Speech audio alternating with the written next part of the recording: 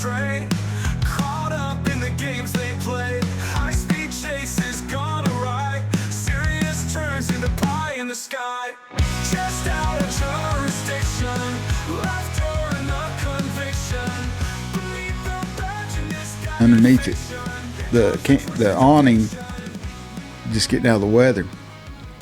So that creek is over there. It's Mill Street right there. That it was going. Rolling, man. It was getting after it. And we look over. We the neighbors there that called it in. I said, "Where's he at?" And I looked. He was on his back, like skiing, holding on to like a pipe that went across, like for plumbing.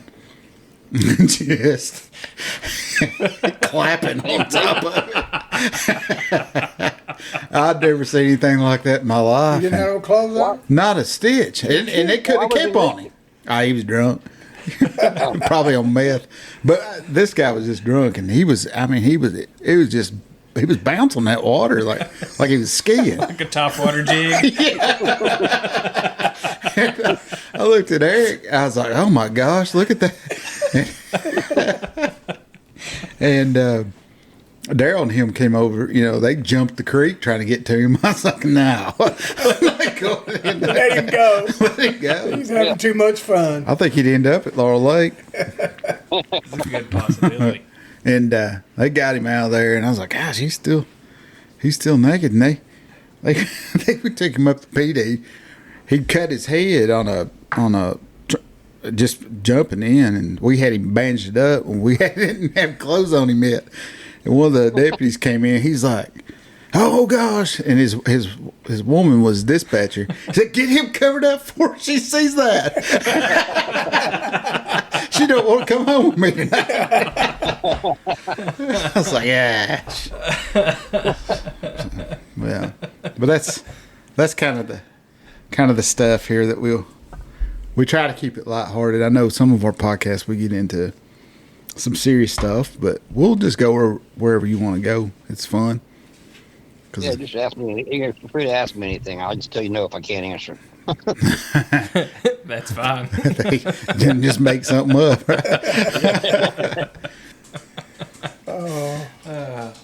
All right, you guys ready?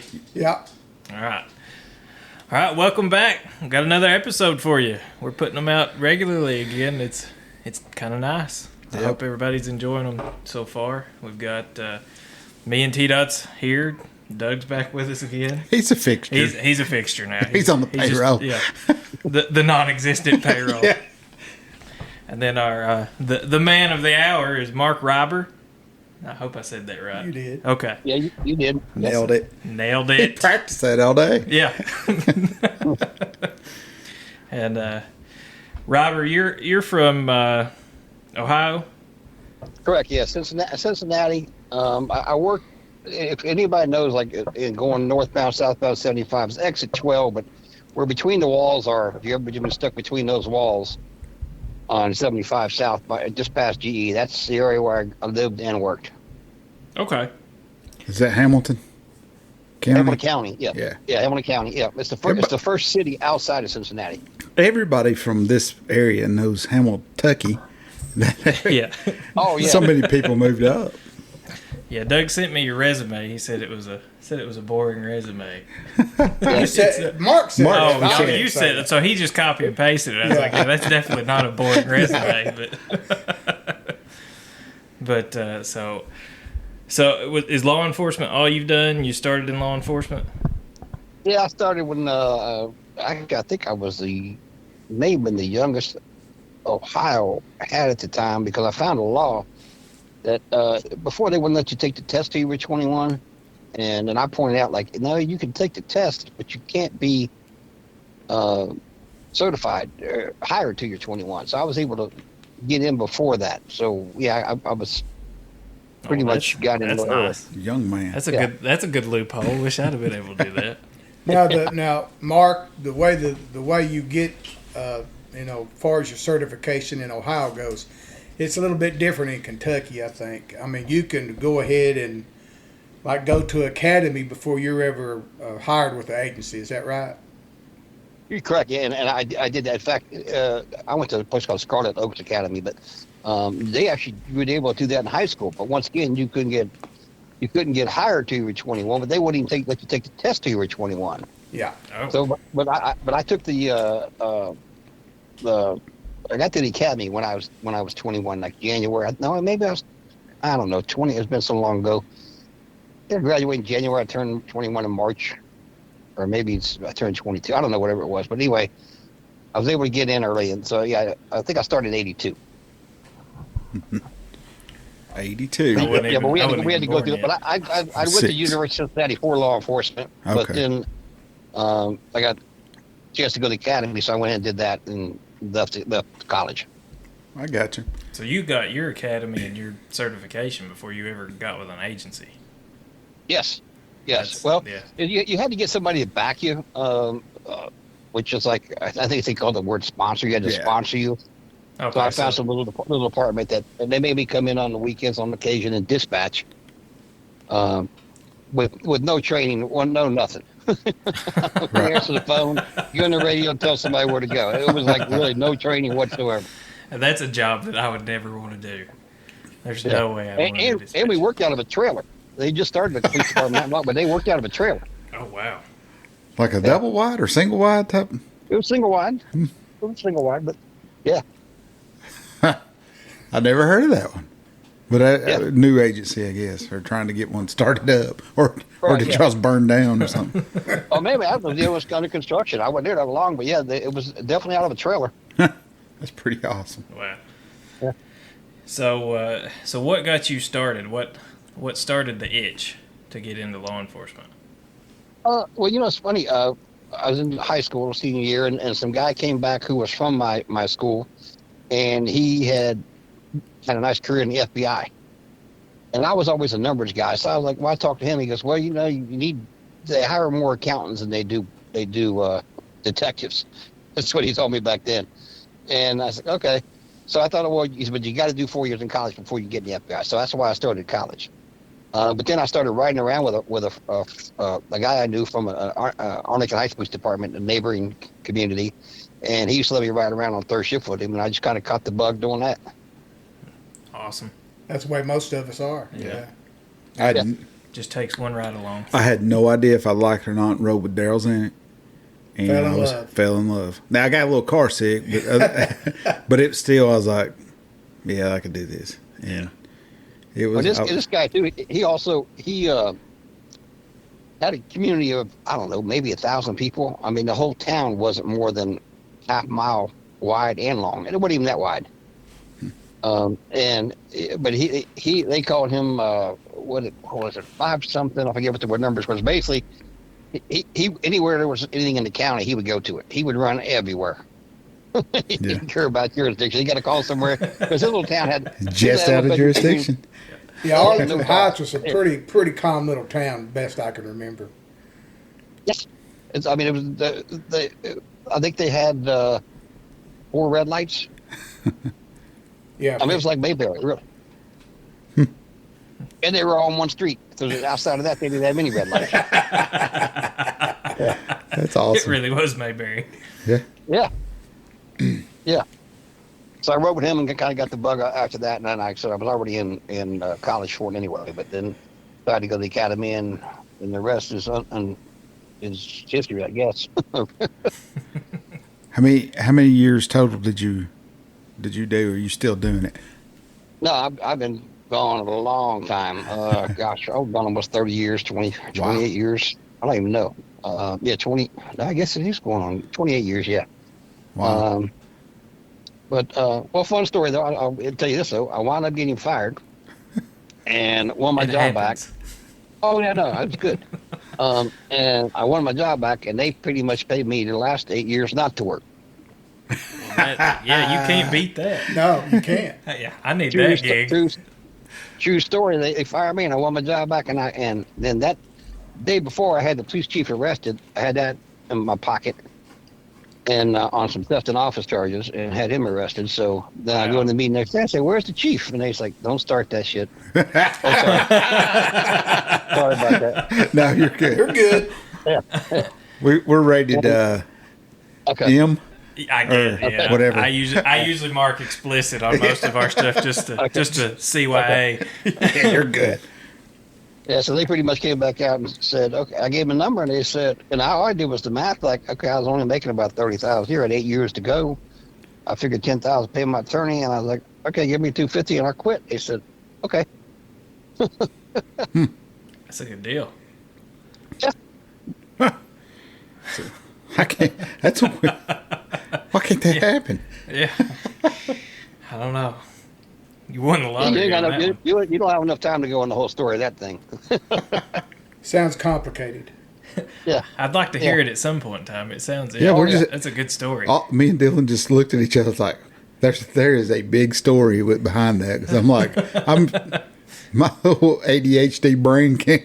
I'm like, this is what happened. This is what happened. I've thought of 15 things since you said that. I was like, man, I'm just gonna let it go. Well, the short story is basically you saw some of my crazy cop stories on Facebook, and I pretty much got the word out. I was going to lock up every one of them, every one of their councilmen's kids too. And they knew I wouldn't take any prisoners. They knew that. I'd write somebody for going 26 and 25. I didn't care. That's awesome. That's awesome. So it was Hamilton County Sheriff's Office that you started with? Yes, they went to Lachlan. Okay, and then Lachlan. Let's see.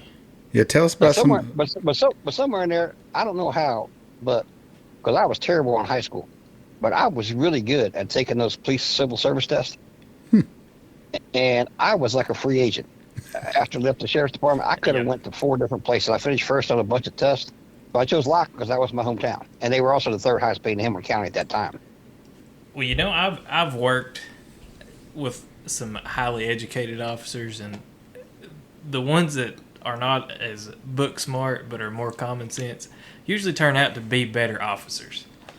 So that's 100%, yes. So something doesn't book smart always. It doesn't always relate to what we deal with every day. No. I agree with that 100%. common sense and street smarts helps you a whole lot better out there.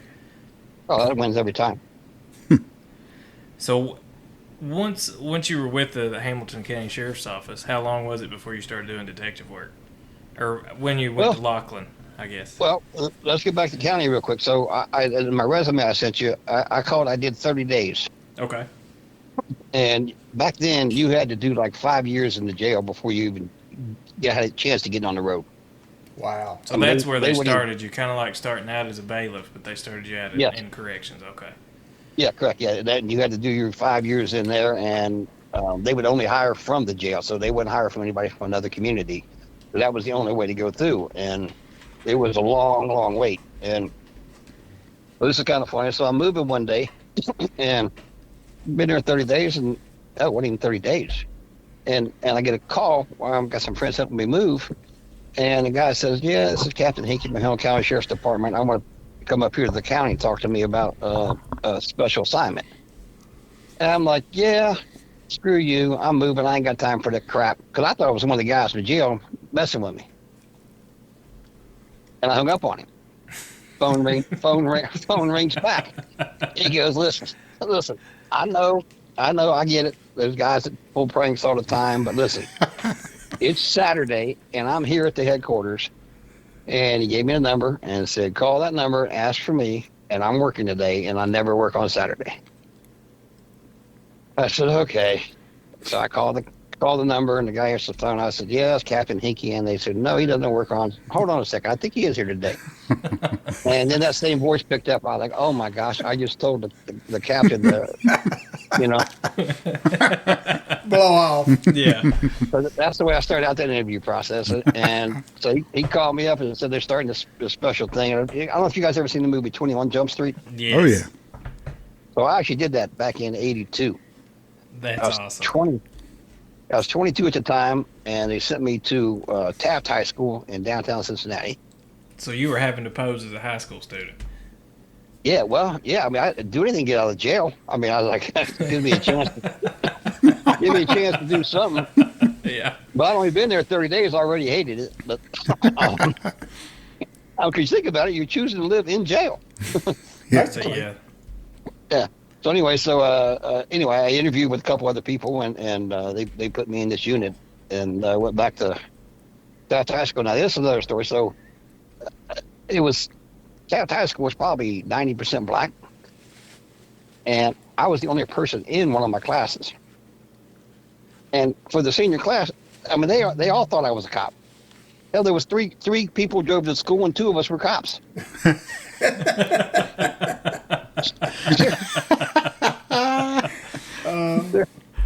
And they actually voted me sergeant of arms for the damn senior class. Did you pass? Did you walk the line? No. So, and I was like, this ain't working out very well. And there was another area that supplied the school there that was a white section where Pete Rose is from, down by Sedale Park. And so I was trying to get with those guys, but I was stuck on this other side, and I need to do something here because this ain't working out. I don't want to go back to the jail. So I played a quarterback in high school. So I went there, and this half, they didn't even have a home football field. They played all their away games. So I played quarterback in high school, so I'm out there tossing the ball, and the coach looks out and says, "Hey, you go score here?" I'm like, "Yeah." He comes running downstairs and he said, "Man, you can throw a football pretty good." And I said, "Oh yeah, probably good." He said, "You want to play?" I said, "I don't know." I said, "Man, last time I played, the coach was an asshole." Well, you could talk like that there too. And next thing I'm out there practicing with him, and then about a week later, the coach or the sergeant calls me and says, "Did you join the football team?" I'm like, "Well, yeah." "Well, I'm not going to play." And he goes, "What are you doing?" I'm like, "Well, I need to get in." But it's funny because they called me the white senator because I was the only white guy on the football team. And they gave me a jersey. And once everybody saw me at school with the jersey, I was in. And so then they said, "What are you going to do?" I said, "Well, Sergeant, let's do this." Because we had a backstory. You know, I had to go to another city and learn all about a place called Beaver Creek, Ohio. I knew some of the teachers' names, the principal, where all the kids hung out, the radio stations, just in case you meet somebody from there, you got to know your backstory. Right. And so we called up there because we had a fake, what do you want to call it, report card, I guess you call it. Yeah. And so they put down that I failed the fourth quarter of the year before. So I wasn't eligible to play. Smooth. But I still go to a game, and the coach, they hadn't won a game in 7 years. And he brought my stuff. He's like, "We don't care if we forfeit, we want to win a game." Well, I took the bus to the game, and he had me out there pregame taking snaps. And I'm like, "I can't do this. I'm going to get arrested or something out of this." So I'm like, "No, I'm not doing that." You get them disqualified completely from competing at all. I'm not doing that. Yeah. So anyway, after that though, I was golden because everyone thought, "Yeah, that's the white guy. He's got a gun, well, you know, an arm." And everybody in the community thought I was on the football team, but I never played a game. I only went to practice for 2.5 weeks. I've seen a movie. I think it's called Never Been Kissed. No, 21 Jump Street. Oh, I know, but they also in Never Been Kissed. It was with Drew Barrymore and somebody, and that guy really did go out and play baseball. It was like he was like 30. Pretended to be a high school Like, kid. Yeah. Glory days. So in that operation, so what were you all trying to uncover? Was it marijuana sales or was it? No, yeah. Back then, it was mostly marijuana sales. It was just trying to get catch the adults who were selling the kids. And I think I wound up arresting 45, 50 the first year. Wow. So was it the teachers were selling to students, or was it? No. But the kids know everything. If you're a kid, you're like, "Hey, if I want to get some pot, somebody will take you somewhere." I got you. Okay. Yeah. And you wind up buying from adults, usually, But we did that. In the second year, I went to Coleraine High School, and that was pretty much an all-white community. And there, I knocked out about 50-something arrested. But we were buying cocaine, LSD there too. Wow. So they had the harder stuff over there. Yeah. It was just a year difference. Quaaludes. I never had those. The ludes. Yeah. Ludes was big back in the day. Yeah. Man, and you were how old when you did this? Well, the second time I did it, I was 23 years old, and I passed as a junior. So I read this right. You were a senior first, and then went as a junior. Yeah, that's it, yeah. Benjamin Buttons. I did so back. I had to go backwards. Right. That's awesome. Yeah. And then like, well, and during that time, actually the first day of school, the first year, my first daughter was born. I think it was that morning. And I think I went right from the high school, right from the hospital to the school. You talking about feeling old? No kidding. Yeah.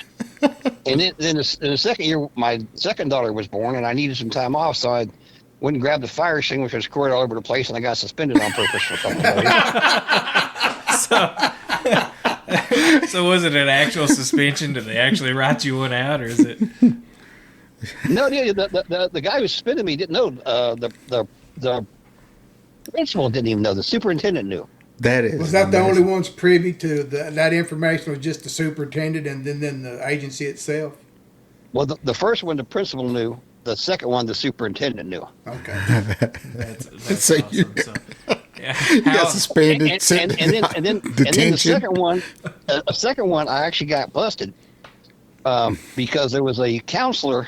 Because I switched from a vocational part because I ran to all the kids there, so I went to the actual high school part. They were connected though, and what was it? One of the prosecutor's dad, that's what it was the counselor there, and he did some checking. He called me and he goes, I don't know what's going on, but you don't say where you say you live. Like, what are you talking about? Because I checked on it. You don't live there. And I was like, all right, give me the phone. So I had to call my sergeant. I said, you need to make a phone call. And then the superintendent calls back to that counselor's office and said, okay, let it go. Is that the only time that your cover got blown? Yeah, that was it. That's awesome. Although, back in the day, I hope my kids never listen to this podcast, but as you're undercover, you're allowed to smoke pot. I mean, there's cases like, like I don't know if you're actually allowed to do cocaine. Like down in Miami, I understand there was a case where somebody come in and say, hey, you're not a cop, you'll snort this cocaine. Right. And so it was life or death situation. Absolutely. So you're allowed to. So I'm out one night with this guy. And he goes, hey, we're going to buy this Hawaiian Sensibilia Gold. I'm like, man, that's 3 adjectives. That's got to be pretty good stuff. And we go buy it. So I would fake it all the time. You would fake it, and pass it back to him. And the guy was looking at me. He said, you didn't hit that. I'm like, what are you talking about? He goes, you didn't hit that. And I was like, uh-oh, I'm caught. And then he called me a derogatory female name. Yeah. And I said, give it to me. And this stuff was the best stuff I've ever seen. I dropped him off. I had to call my partner, come pick me up at Wendy's. I had 2 singles, 2 fries. Oh, my goodness. That's awesome. Stop by the store and eat some Doritos. Some Funyuns. Oh, I seriously, I couldn't drive. It made your knees. It's almost like, it was just terrible. It was potent stuff. Got to do what you got to do. Just Went and got him a Crave case. White Castle. Yeah. Well, when you I went remember telling him, I said, man, we need to test this stuff. It's the best stuff I ever had. well, when you went home, did Donna notice anything different about you? Oh, it's forever ago because he had to take me back to our undercover headquarters. I had to log the because every night was overtime. Yeah. In fact, at one point they called me and told me to start taking comp time because I was going to make more than the sheriff. Because you're a kid, you're out there. I'm working. Don't say 7 days a week. Wow. 15 hours a day. You're out. You go to school. I'm driving a half hour through school, and then you got through school, and then you go out and party with the kids. And plus, you got football practice. Yeah, right. And then you got to go back to your undercover place and log the evidence in, type the report, and you don't get home till midnight. So how did it work with like schoolwork and assignments and things? Did the teachers not start catching on when you weren't turning things in, or was it? No, I did. No, I usually put overtime in for doing homework. awesome. That's commitment. Right Yeah, there. that is. That is commitment. Did your wife get in? Because you know she was the one doing it. No, she would have got too good a grade because you had to miss a bunch at Taft High School. You had to miss a bunch of them. But it's funny though, I did learn how to type my second time too because I didn't know how to type when I finished high school. Man. What grade you in? 14th. Yeah. Yeah. That is awesome. Should have went to Votech while you were in there too, learn welding or something. Right. I forgot what I was supposed to take. The one I was taking printing in the second time. The first time, I don't remember what I was taking, honestly. The first time I started the application, and then they switched me over so you get to know both kids. But the vocational kids usually were always in more trouble than the regular kids. Right. That's just life. That's fun.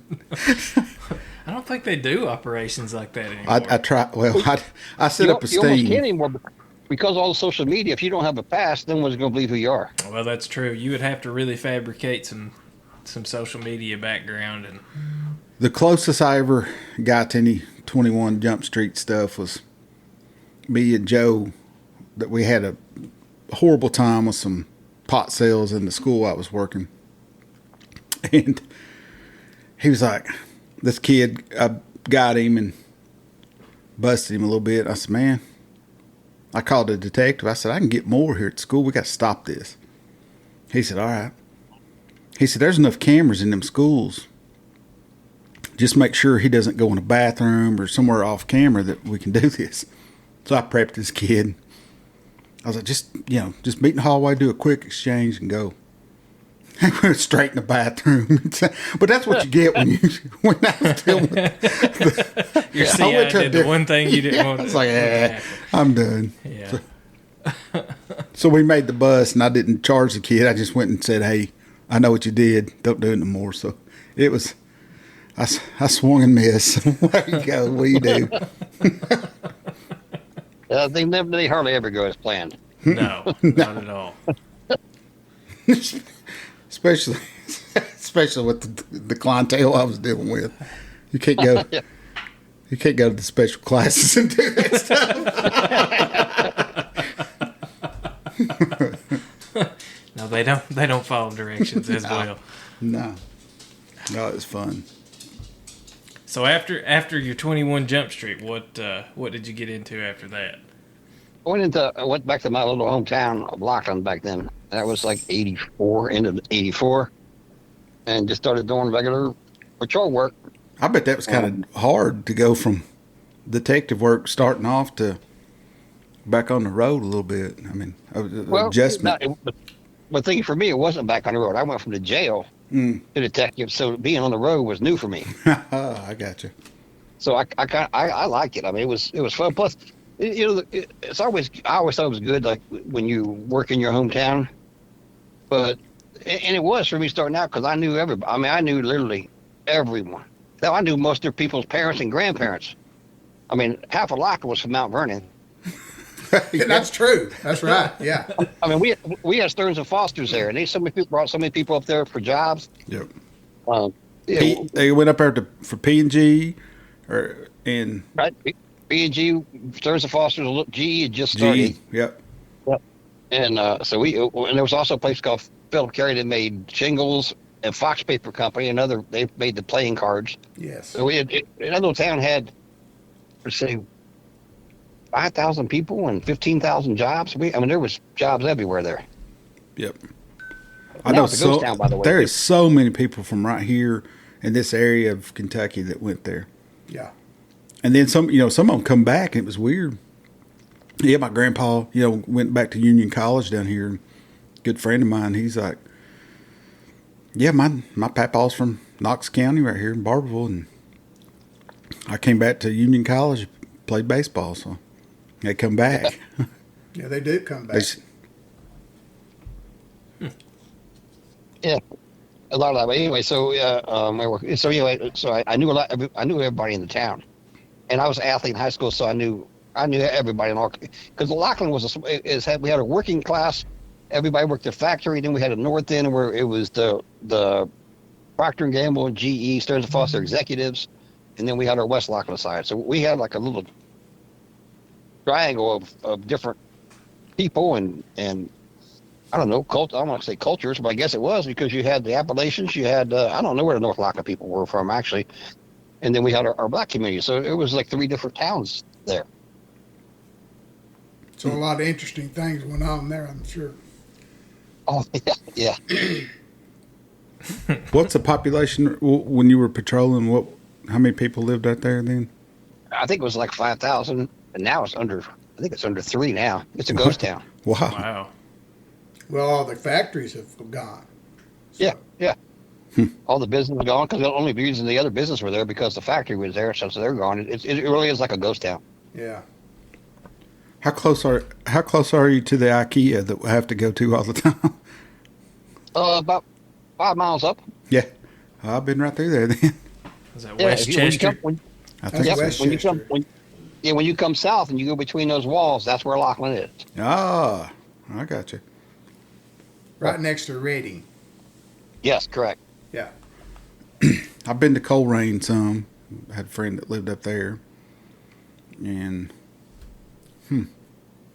but I don't know the greater Cincinnati area that good. Besides like Boone County and Florence and stuff.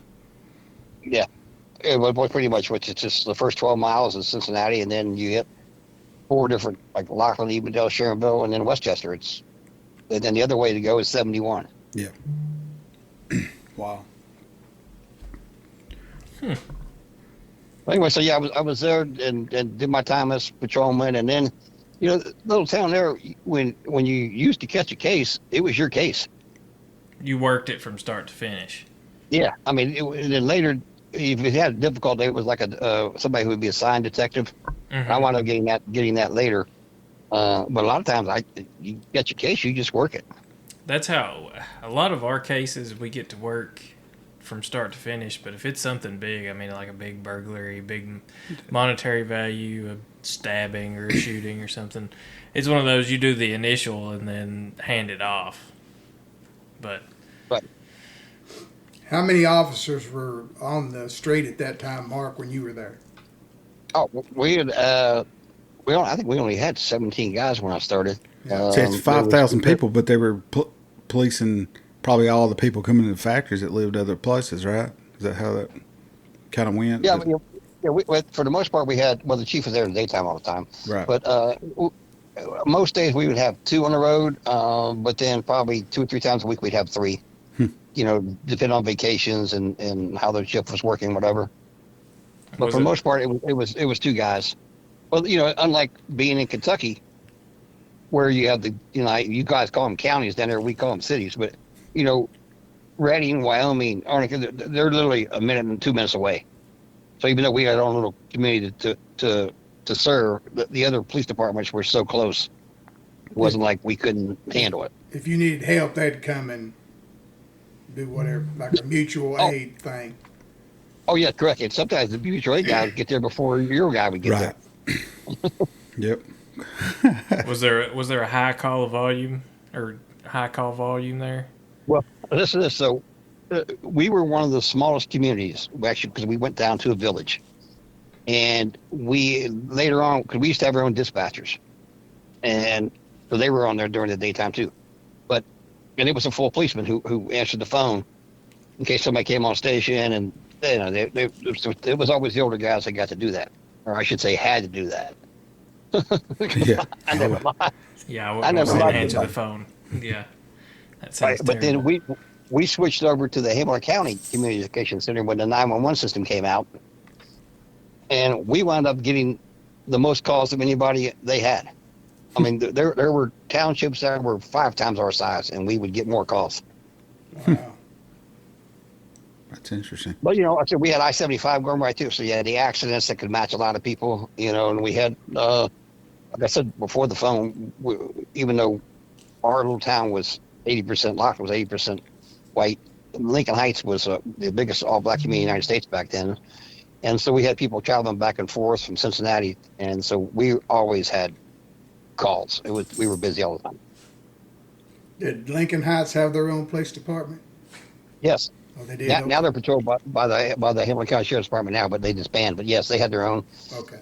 and they only had 2 guys on too most of the time. Yeah. And like I said, because mutual aid, we would back them up a lot. Yeah. So you went to. How long did you do? Were you there before you went to the county? No, I was in the county first, Okay, I got and you. then I went there. Yeah, for in '84 to '96, '97, somewhere in there when I won my job back and then retired. Still, that's That's amazing. yeah, that's awesome. And by the way, the official thing was, I retired. You man. It's a good feeling to retire, isn't it, Doug? It is. Yes. I'll let y'all know in about 30 years If you can put up with it that long. if I can put up with it that long. If it don't keep changing. Man. So I've tried to read through some of your crazy cop stories that you put on Facebook. Now, did most of those happen in Laughlin? Or surrounding, yes. Okay. Well, I was like, some of them you saw chases. I would chase somebody into Lincoln Heights, or I think 2 of them I've already posted were actually in Arlington Heights, which is next door. I think the The house fire one, and the if you remember the pizza one, those were both Arlington Heights next door to me. You care to share some of them stories with us on this, so we can promote that your Facebook too? So let's hear some of them.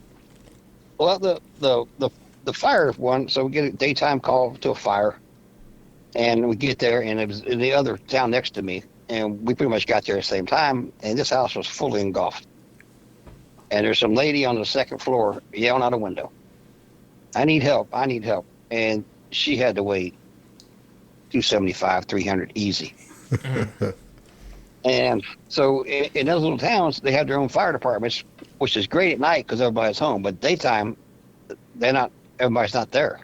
So you could be a while for a daytime fire because there was no full-time firefighters. Right there's working or something. Yep. And so we get there, and I don't know, I'm looking around the back door to try and see, and that's on fire too. And I happen to see a ladder on the neighbor's house. So I just grab it and run around the front. We both climb up the top. We tried to help the lady out. She goes, I'm not going without my cat. I'm like, get out of here. Come on, let's go. And I'm not leaving without my cat. And I was like, oh, my God. So I said, get out of the way. So I jump in. I'm crawling because there's smoke's rolling out. And it's one of those things. And there was one door was open and one was closed. And I wasn't going to open the other one because I was afraid of a flashover. Mm-hmm. Or what do you call them? A backdraft? Or what do you call them? Yeah. Yeah, That I was worried about that. So luckily I found that cat. And I went out the window to the other policeman, and then this lady, I was like, she was so big, I'm telling you, she almost couldn't fit through the window, and there was no way. So he's grabbing her on her shoulders, and I'm stuck with her fat ass, pushing her, trying to push her out the window. I got the bad end of that deal. Literally. That's one of those days when you really start to rethink your career. Yeah, Why did I go in? Where was other guys down here that could have went in? yeah. And then she was my wife. I had to go through her to get out.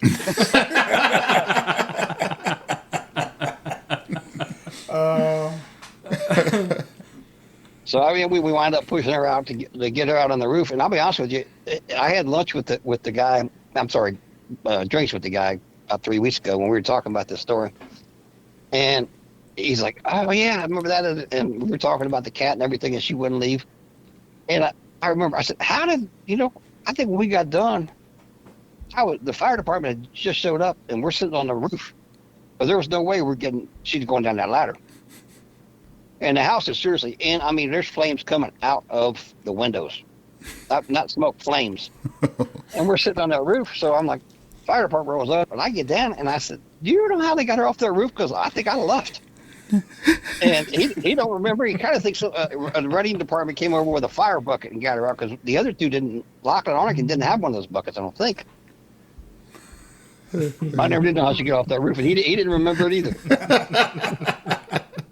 But she got out, evidently. Oh, yeah, she did, and so did her damn cat. You don't, Thanks to you. yeah. You don't think about that though, but heavier set people, there's some logistical issues on if you've got to get out of the house quick. And I think it's one of the things. She was so big. She lived on the second floor. I think she had an enabler because I don't think she even got out of the house. I mean, there's no way that lady was going up and down those steps every day. You end up with a what's eating Gilbert Grape type of situation. Yeah. Wow. Yeah. She there's no way she was going up and down those steps every day. She had to be somebody had to be bringing her food. Jeez. That was somebody's sugar mama.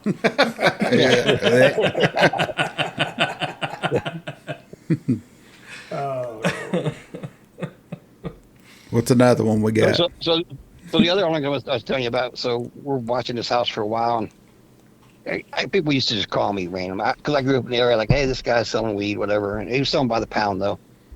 And we're watching for a while. We did a trash job on him, and which means you go through the garbage and find some pot. But we're like, wait until he's got something. And we're watching him, so we start drilling him one day, and he's got a little baby. He's got like, I don't know, 5 or 6 year old or something, and we start following him, and he goes to this other little town, and he keeps getting out of the car, running to the house with a diaper bag, but leaving the kids in the car.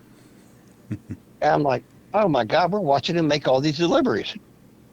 So he was dropping off the pot, or we're following him. And so we're like, okay, so go get a search warrant. He goes back home. We go in and like, okay, do the search warrant. Go in, it's non-violent. He's got 2 kids there, and we get in there. We find, I don't know, $4,000 or $5,000 in cash and a couple pounds of pot. And we're sitting there. Well, the guy, his wife works second shift, so he was always ordering food in. So the pizza guy comes in, and we have all this money on this table, and he's delivering the pizza. He goes, hey, my wife's still at work. You care if I feed my kids? I got to pay for the pizza. I was like, yeah, sure, go ahead. So he grabs a $100 bill, hands it to the pizza guy, and says, keep the change. He said, I ain't getting that money back.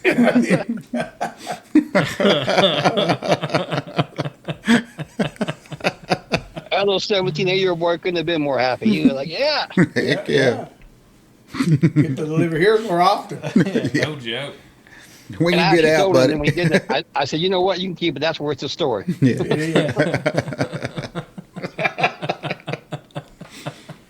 That's classic.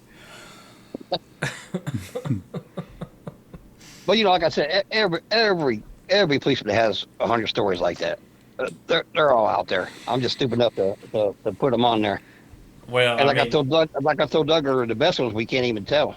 that's a lot of it. We've always, before a lot of these with our guests, especially guys that we worked with, they sit down and said, well, what stories can we tell that ain't gonna get us indicted later?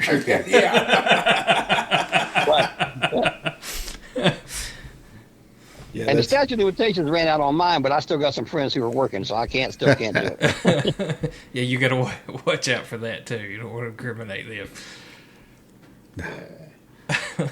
I've had several. I'm not going on there. I ain't going to prison for that. I was like, come on, man. Either tell them or I'm going to tell them. You get on here, you start talking about them, you realize they're not as bad as what you think. It's just I'd say a lot of the stuff we done, it wasn't. you operate in the gray. Yeah. It wouldn't.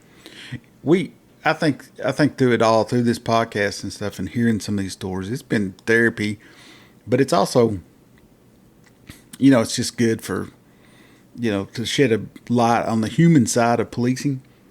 And we didn't put ourselves in. Somebody put us in this position to have to deal with your shenanigans and your stupidity. We're just the ones that answered the call. Right? Yeah, you show up where you're told, and yeah. Yeah, And all of a sudden, stupid stuff happens. it always amazes me the cops that think outside the box on stuff, on how to handle stuff. Be like, well, I wouldn't have thought of that, or that's they solved the problem in a way that I would have never thought. And Everybody's got their own way. That was one of my stories. Well, this had to do with pizza too, but so I had some connection because I worked at the county. I knew a lot of people. I quarterbacked this 2-1 such football team. I knew a lot of people in the city and the county. And so I had a connection at Cincinnati Bell. And this is days before, age myself here, before caller ID and all that stuff you got nowadays.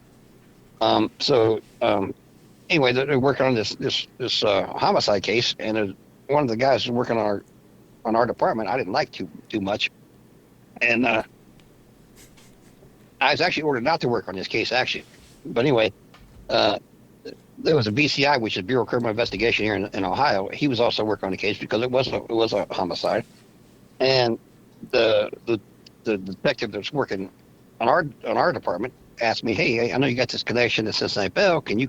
They had his phone number that was supposed to help solve this homicide, and he said, "Can you call your connection and get this address for us?" I was like, "Nah, I don't want to wake him up. It's after midnight. Nah." And then the other guy I liked, the BCI investigator, he came in and said, "Mark, can you get this number for us?" I go, "Okay, let me see what I can do." So I really didn't want to, because the person I had to call didn't have to call in and get the number and then get called back, and I didn't want to go through all that stuff. So I'm sitting there, I'm like, okay, and it just popped in my mind. You could start thinking outside the box. So I pick up the phone in Cincinnati. There's a place called the Roasters Pizza, and they're always advertised 347-111 pizza. So I call. I got the phone. The guy gives me the phone number. I pick up. He walks into the other room, and I walk in and I call it a pizza. I said, "Hey, I want to order a pizza." I said, "What's your phone number?" I gave it to him. He said, "Okay, just give me a pepperoni extra cheese." And I said, "Oh, you know what? I moved. What address do you have?" And they gave me the address. That's awesome. Yeah. That is That awesome. is That's awesome. good. Yeah, that is definitely thinking outside the box. That's So I literally went back into that BCI guy, and in 1 minute, he gave him that address. He goes, "Hey, Mark, I'm sitting back here. What'd you do?" I said, "What do you mean?" He said, "You didn't have time. No one had time to you called somebody. They didn't have time to call and look and have somebody else get that number and call you back." "How'd you do that?" I said, "I can't give away my sources, man." a magician never reveals his tricks. That's right. That's awesome. So you had two cases that ended up on America's Most Wanted, or two perps. Yeah, well, two perps. Yeah, now the one guy. I'm best way to say this.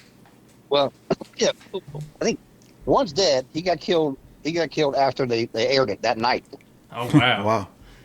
He was driving from, I always forget. I think he was driving from Lexington to Louisville or Louisville to Lexington when he had a shootout with policemen, and they well, the official story was he did himself, but I think it was just protection because he was a bigwig in a motorcycle gang. Mm. And I had a couple run it because the motorcycle guys always have their main. They call them the main squeeze. Their girlfriend was from our town, and a couple of stories of this guy. So one day I got information, and he was actually on there for attempted murder of a Sharonville policeman. He got in a fight, took his gun away, tried to shoot him, and luckily it didn't fire. And he got put in jail, and they made a mistake, and he got out. So he was out running around, and we knew his main girlfriend was in our town. So one night, this will be a quick one, I set up, and I said, okay, here's where he's at. It's a one-way street in my neighborhood. I'm seriously behind my house where I grew up and down 3 doors. I mean, I know this neighborhood. There's a dead-end street, so I'm sitting back there in the back, and I got another officer coming up because he could only go down the dead-end street and make a left because the other two were dead ends. I said, well, when you pull him over, we'll have him cornered. I'm sitting there thinking, like, this is the worst plan ever. Because when the other guy pulls in front of him, policeman pulls in front, he's getting his gun out, and this guy's coming out with a gun, and they're both pointing at me. And I said, this is not good at all. And so I said, okay, stay here just in case this come out. And I circled back around and made a phone call, and then I wound up that the guy, somehow he got information that we were there, and he wound up backing back out the one-way street. That's how I got away that night. That was a good thing. And then another one. So get information from somebody and says, hey, this guy he's on the FBI's most wanted list, but he's got fake ID and everything, and he's on an airplane down to New Orleans to meet with the sons of somebody down in Arkansas, sons of whatever it is down in New Orleans, biker gang down there. He's with the president, the vice president. They're wearing their colors. He's wearing a suit. He doesn't have his gun on him. I'm like, okay. So I'm just Lachlan, a little small town podunk community. I called down to New Orleans and talked to some guy. Said, hey, look, this guy is on this plane and he's wearing colors. He's not wearing colors. The other two guys are wearing colors. I said, just catch him when he gets off the plane. Well, this sergeant I talked to down there stops the plane on the tarmac, gets everybody off but the two guys in colors. So he walked out. He got away. Nah. So the chief calls me on Monday and says, Mark, did you have an airplane stopped in New Orleans? I said, he goes, what are you doing? I said, listen, he's the most wanted guy in the country right now, and I had information that he was there, and I can prove it. And luckily, I was able to verify that my information was correct, and he was on the plane. But still, to get called in by the chief, like, what are you doing? You're a policeman. I'm stopping airplanes in New Orleans. You got to do what you got to do. Yeah. And the other guy was, this guy's. So I'm making a drug arrest, and besides being the 21 Jump Street, I rarely arrested juveniles. It was too much paperwork. I didn't like going to juvenile court. They most times didn't plead out. I didn't like to arrest juveniles. It's still a giant pain in the butt. Yeah. And so I usually didn't. I'd take them home, warn them, whatever. So I'm arresting this one about maybe 14, 13. He was selling crack. And this other little kid had to be 6, 7, 8. And he knew who I was. First of all, he should know who I was, but he did. And he comes up, grabbing his crutch, telling me what to do and cussing at me. I'm like, get away from me. Who are you?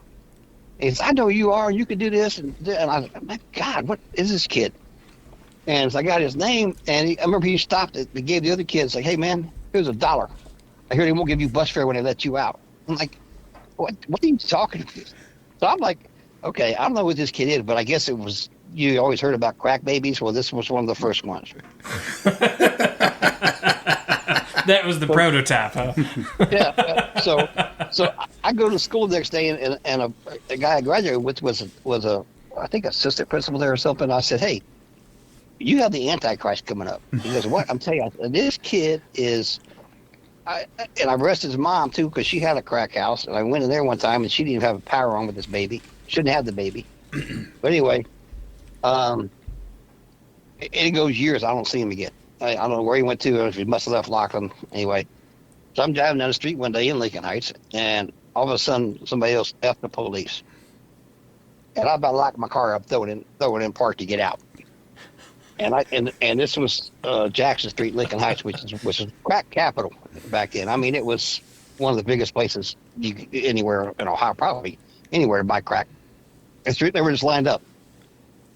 And I jump out, and I said, hey, who wants to F me? And it was like the movie Meatballs. Everybody backed up except this one guy.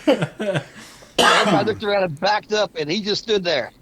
And I walked to him. I said, hey, you want to F? He goes, no. I said, what's your name? And he told me. I said, oh, yeah, I locked your mom up too. I remember you now. And I kind of told him, I undressed him a lot more than I should have, honestly. But I was training a guy that day, and this guy was a big guy, about a 6'8" guy. Wow. And I remember saying, that is the coolest thing I've ever seen. They all just took a step back, and this poor kid standing there. And then, so fast forward a couple more years, I'm watching TV, like, sure enough, he's wanted for 3 different murders, one in Ohio, one in Illinois, and he came back to Ohio and murdered somebody else. Wow. That was a happening town up there, sounds like. Oh, yeah. Like I said, we were the busiest in Hamilton County. That's crazy.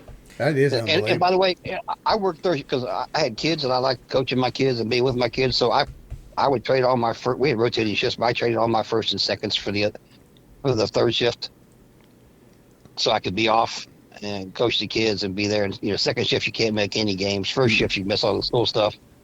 So yeah, I worked permanent third by choice. Mm-hmm. So that's where all the action was. Yeah.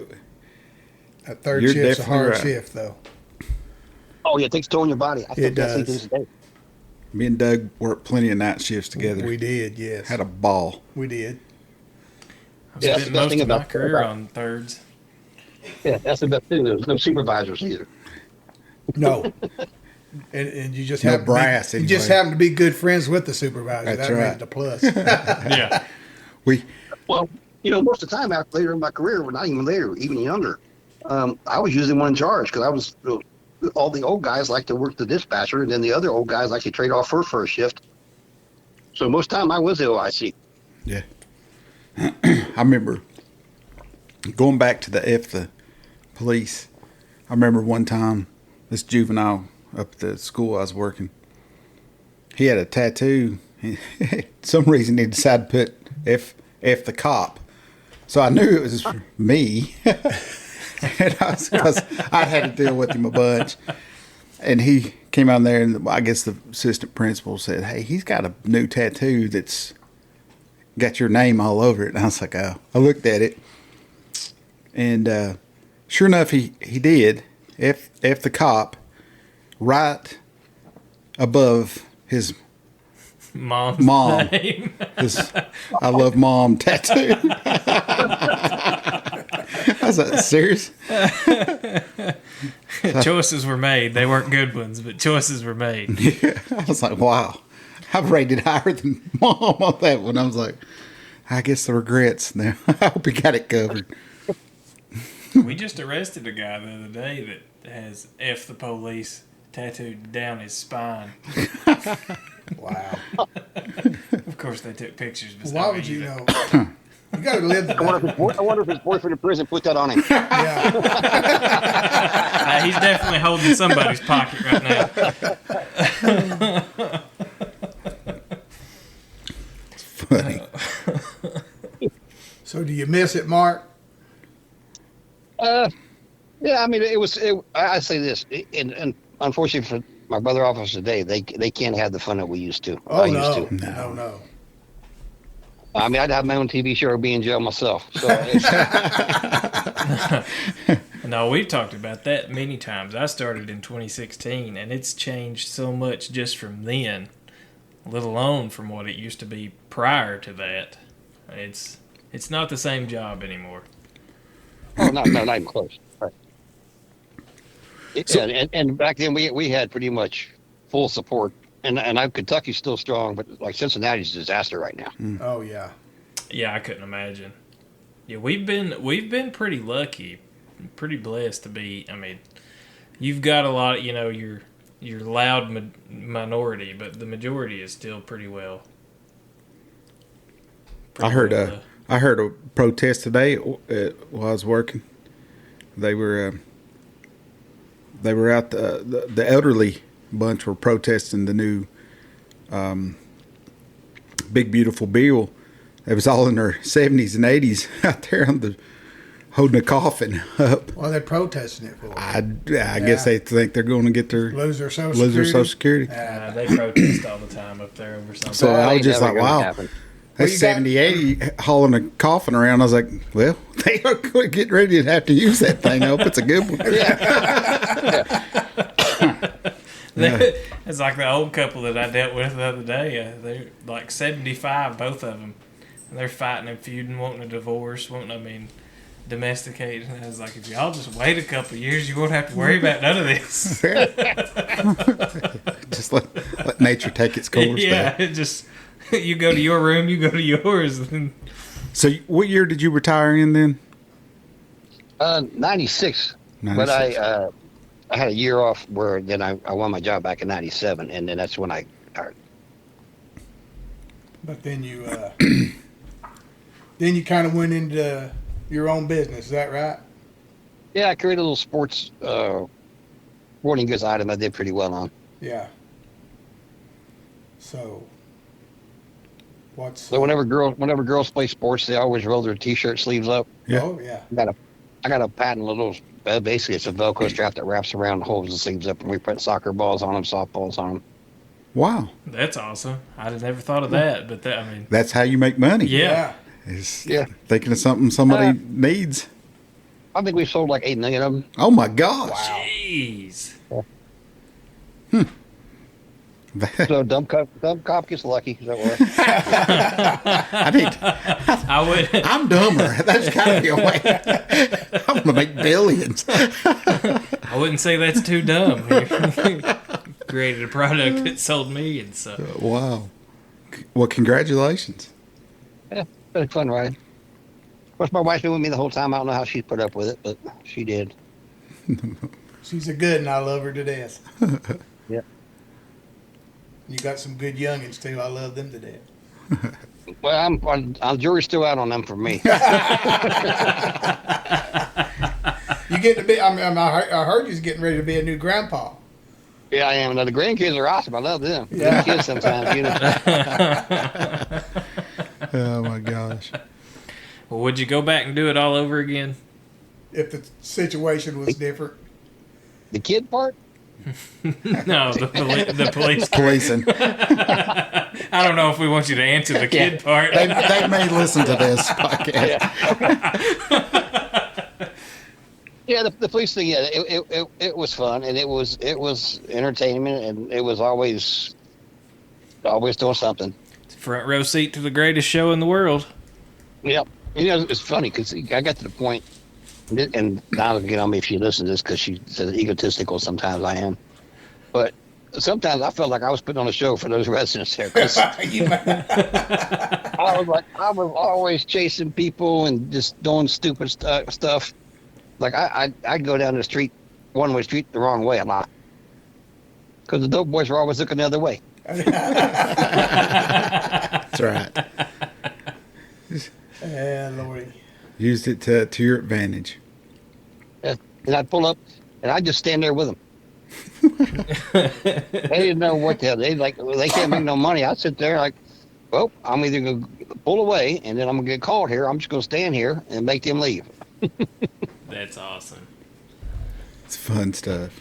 Did you ever have any problems, any fights with anybody or anything like that? Oh my gosh, yeah, a lot.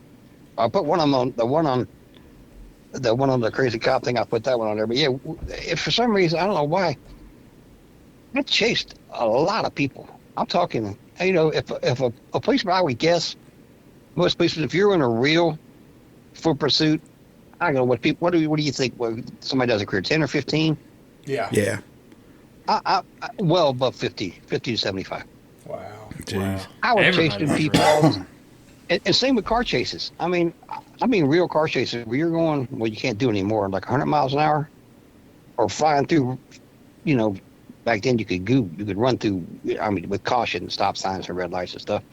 You know, with your sirens and lights on. But I was in. We also had 75 going right down there, so I had a bunch of those involved. But I was always, I don't know, just because we're working third shift. Yeah, third shift was Well, and that's if you when that criminal element is most active. and if you were a proactive officer, then that plays the most part of it. If you're out there looking for it, you're gonna find it. It is, yes. Oh yeah, yeah. And then when you weren't looking for it, it'd find you. That's exactly right. When you're trying to take a break, it falls in your lap. No rest for the wicked. Now, I will tell you one of my. Episode 2 with me and Doug. Go ahead. I'm listening. Oh, go ahead. No, go ahead. Go ahead. No, you need to go back and listen to episode 2 with me and Doug and Dylan, where we got in a car chase just accidentally. It's pretty classic. It's a good one. Okay, I'll do that. So I'll tell you one of my funniest ones. So this younger officer in the police department next door, I'm not going to say his name. Yeah, but he's asking me, how are you getting all these chases all the time? You're always running, chasing somebody and foot chasing and stuff. I said, I'm just out there, man. If you're out there, you know, like I said at the station, I'm out there. I get bored. I can't just sit in here all day. And so finally, about a week or two later, he gets in his first ever car chase. and he's screaming on the radio like you never heard anything before. I mean, you can't, I would be like filing a 31 in pursuit.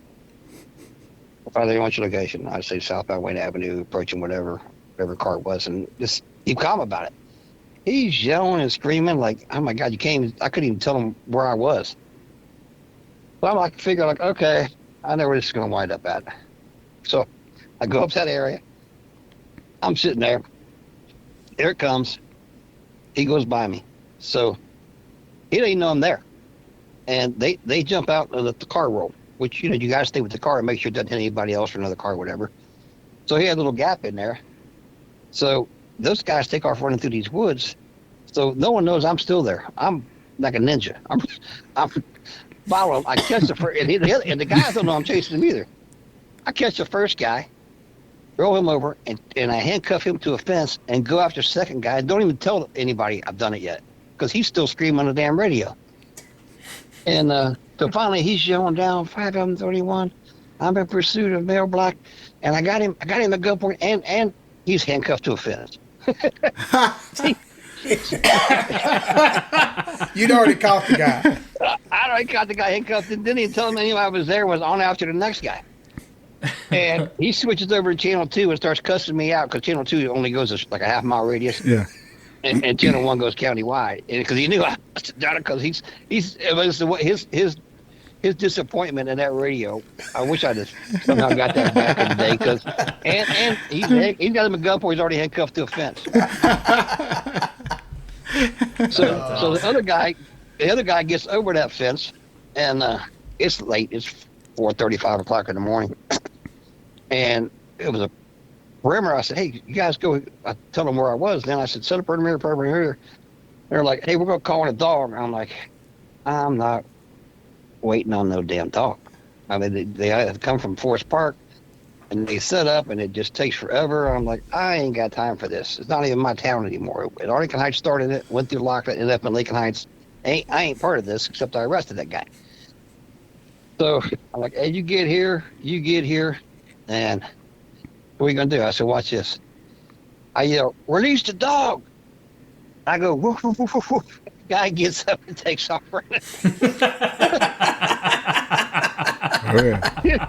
To the gate, asking to get out before the dog got there. Oh my gosh. Fun stuff. That's great. But like I say, if you want a quick solution to something, find the laziest guy, because I just wasn't waiting. That's Oh my exactly gosh. right. That reminds me, we talked about juveniles dealing with them, not wanting to deal with them. I just thought of this story. We had a problem with juveniles running off from, was it sunrise, sunlight, whatever it was. They'd run off all the time. They had this group there, and every time we deal with them, they was the mouthiest. I mean, they just knew that we couldn't do anything with them, and you can't. And then, so we get in foot pursuit of them, and they run across Hal Rogers Parkway, and they run down in the woods. Well, we'd been down in the woods, so we jumped the guardrail, and they're running down that way. We just stopped because there's a string of barbed wire fence about chest high that they didn't see, and we knew about it. We just stopped. Clothesline them. They're yelling, F you pigs, all this stuff. You'll never catch them. Good for them. Oh, that's funny. Well, this has been a fun podcast. I really appreciate it. Oh, no problem. I enjoyed it too, bringing up some of the old memories. Oh, yeah. Well, that's what it's all about. That's what, I mean, we got into this to tell these old stories. When I started, everybody told me, said, you need to write down and kind of diary these stories and encounters. And I would say that, for anybody starting out or anything, to write these things down. Because you're right. Every cop has a million of these stories, and it's hard to remember them all. But when you do finally sit down and start talking with other cops or friends and bring them all up, I mean, you can go on for hours, and they're always funny and always fun to listen to. That's what I started doing my crazy cop stories. Was like, I said, I need to put some of this stuff down somewhere. Get my grandkids to read it later on or something. Yes. Yeah. Yeah. Well, that's what we can do with this podcast too. A lot of our, I mean, it's, if nothing else, it's a, you know, at least a record of all these stories that we can go back and listen to, and people can pass on and not be but forgotten. For any officers listening, I wouldn't suggest writing it all down because you can wind up getting indicted too. Well, that's true. Yeah, you got to be selective. Some stuff that only you and Jesus needs to know about. Oh, it's fun But stuff. later on in the academy, I think they kind of wanted you to keep a journal Yeah. of stuff. And I know Jason Van Hook, he'd write everything down. Yeah. He had notebooks full of stuff. Of funny stuff, yeah.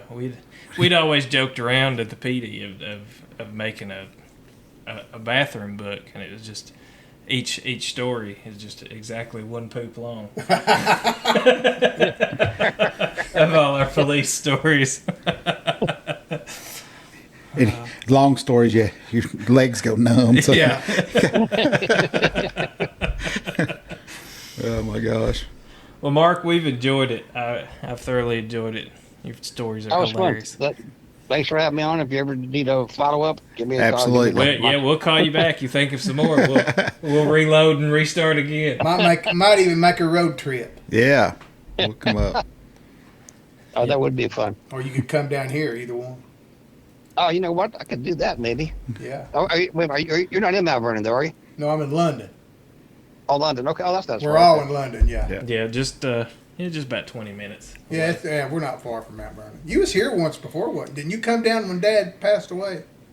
No, I think Donna did. I don't know if I was out of town. Donna did. No, you were you were at the funeral home, I believe. Was I? Yeah, I believe so. Yes. See, I remember them damn cop stories, but I can't remember the rest of my life. Well, I can't remember what I had for lunch today. So.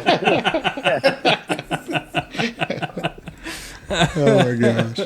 That's the Just way like it goes. when you was talking about, I can't find that text. I said, I think it's a response on one of your stories, and then you said, "Oh yeah, that's right. I'm old." It's fun. I'll tell you this quick story. I did a concrete job on my sidewalk last week, and a buddy of mine, same age as me, we're out there.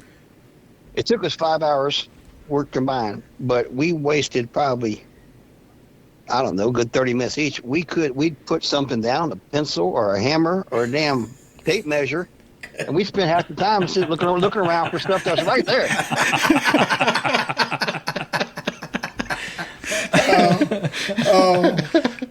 That's when you know.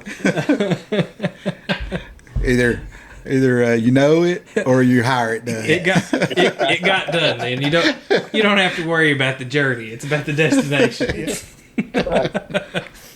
Oh my Okay, well, gosh. guys, thanks again for having me. Yeah, that was fun. Thank you Thanks so for coming much. on. Yeah, Mark. All right. Come down and see I will us talk to you soon, sometime. Doug. All right. Okay. See you, Mark. Take care. Be safe, guys. You too. All right, guys. Hope you all enjoyed that. We'll catch you on the next one.